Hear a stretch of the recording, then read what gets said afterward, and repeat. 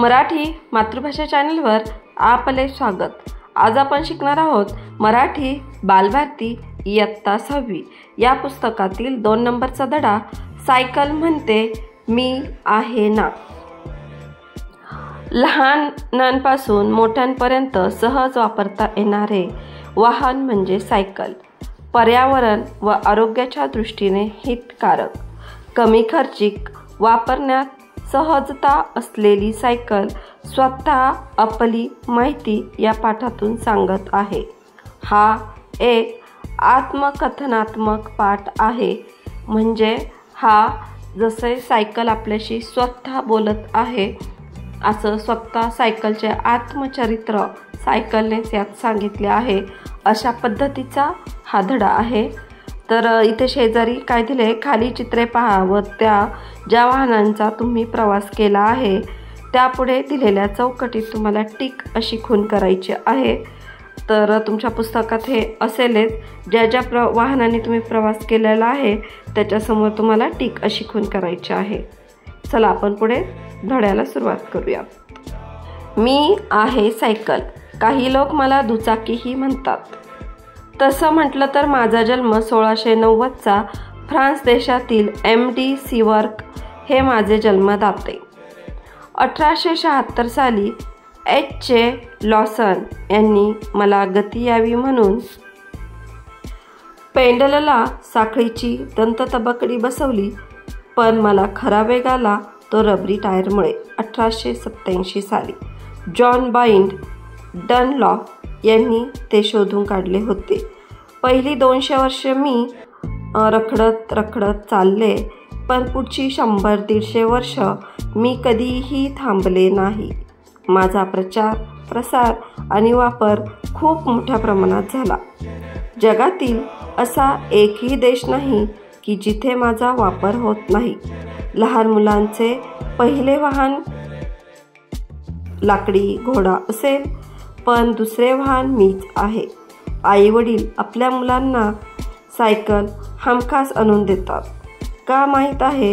एकतर किंमत माफक आणि अपघाताची शक्यता एकदम कमी।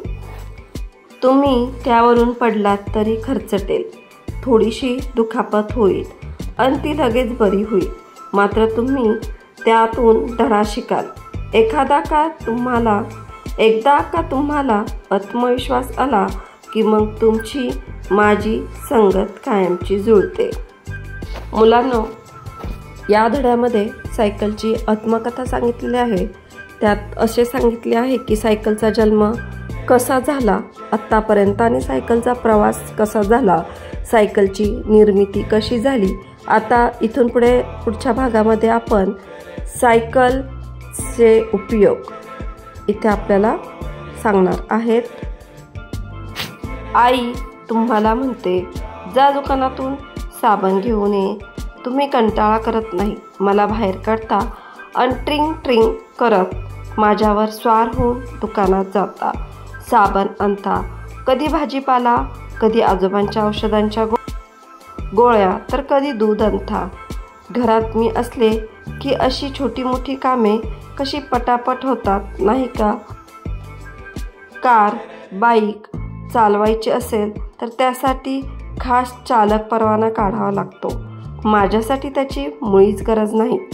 इथे चालक परवाना म्हणजे लायसन। लहान मुलामुलींपासून आजी आजोबांपर्यंत कोणीही मला चालवू शकतं, आणि कधी आड रस्त्याला पंक्चर झाले तर मला हातात धरून आणायला काहीही अवघड नाही, कारण मी आहे ना सडपातळ आणि हलकी फुलकी। कार आणि बाईकचा वेग माझ्यापेक्षा जास्त आहे हे मान्य। खूप लांब जायचं असेल किंवा काही तातडीचे काम असेल तर त्यांचा वापर जरूर करावा, पण शाळेला, बाजाराला, ऑफिसला जायचे असेल तर एवढ्या वेगाची काय गरज?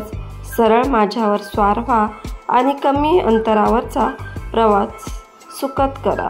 मी तुमच्यासाठी 2 दृष्टीने लाभदायक आहे, वैयक्तिक आणि सामाजिक। कसे ते सांगते हे पहा। तुम्ही रोज मला नियमितपणे चालवलं तर तुमचा वेगळा व्यायाम करण्याची गरज पडणार नाही. घाम येईपर्यंत मला चालवल्याने तुमची फुफ्फुसे अधिक कार्यक्षम होतात, मांसपेशी तंदुरुस्त राहतात. घाम निघाल्याने जादा मेद जळून जातो व प्रतिकारशक्ती वाढते आणि तुमच्या पायांचे स्नायू बळकट होतात. हा झाला आरोग्याचा फायदा. माझी किंमत तशी माफकच, त्यामुळे तुमचे पैसे वाचतात. माझ्या दुरुस्तीचा खर्चही फार होत नाही. मला पेट्रोल डिझेल लागत नाही, त्यातून पैसेही वाचतात. शिवाय इंधन बचतही होते.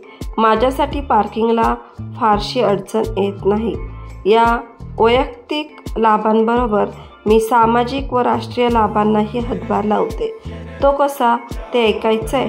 आपल्या देशाला पेट्रोल डिझेल रॉकेल परदेशातून विकत घ्यावे लागते, त्यामुळे आपले चलन परदेशात जाते.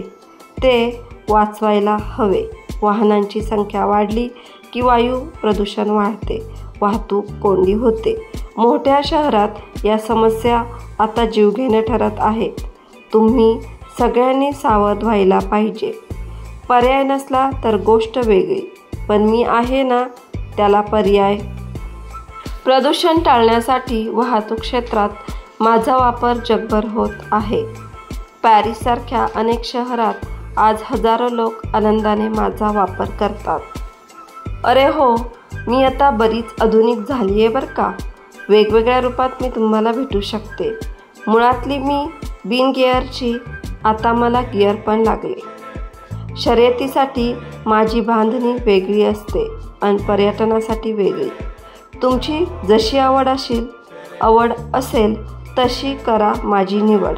चला तर मग धूम ठोकूया. मुलांनो, सायकल म्हणते मी आहे ना या पाठामध्ये आपल्याला सायकलची निर्मिती कशी झाली आणि सायकलचे उपयोग समजले असतील. तर खूप सुंदर असा हा धडा आहे. तुम्ही ह्या धड्याचे नक्की वाचन करा.